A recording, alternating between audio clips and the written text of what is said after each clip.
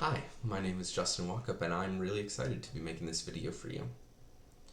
Keeping it short, I would describe my teaching style as relational.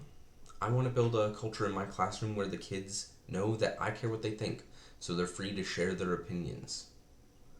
One of the things that really attracts me about EK is the diversity of backgrounds.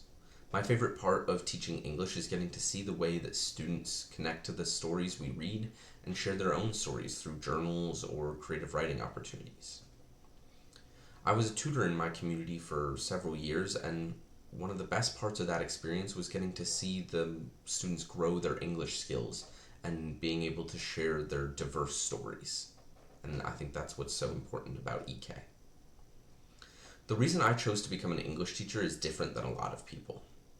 I had dyslexia, so in elementary and middle school, I really struggled with English. I hated getting called on to answer questions or having to read passages. What ultimately led to me loving English and wanting to teach it was that I connected with stories. I listened to tons of audiobooks as a kid, and reading, even though the reading was frustrating for me, I pushed through for books like Percy Jackson. And I really connected with that story specifically because he had dyslexia and I saw myself in him.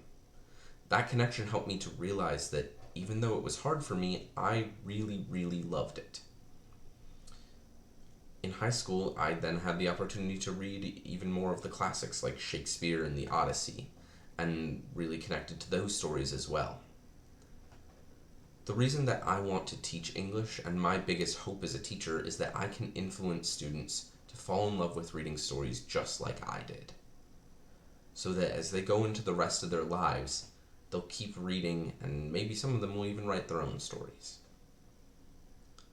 The traits that make me a good teacher are empathy, patience, and communication. Because of my dyslexia and the frustration I had in English, I can really relate and have empathy for students who are struggling in my class. I know how to come alongside them with supports that I would have benefited from as a student. One of the supports I always like to offer is audiobooks. Not everyone is a visual learner, and sometimes students need to hear the material in order to retain it, so it's good to have it available for the whole class. Another important trait that I display as a teacher is patience. When dealing with students who are disrespectful or just not engaging, it's important to keep a level head and still find the value that they bring to the classroom. I also make sure to have patience for students that are struggling to get their work in on time.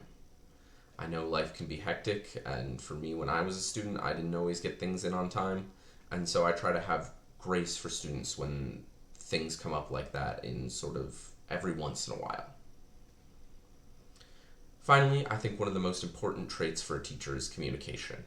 Not just communicating complex information to students, but also responding quickly and concisely to emails from other staff and maintaining constant communication with parents. I've had a great role models. I'm lucky that I had great role models in my career on how to engage respectfully in communication with parents and with other staff members.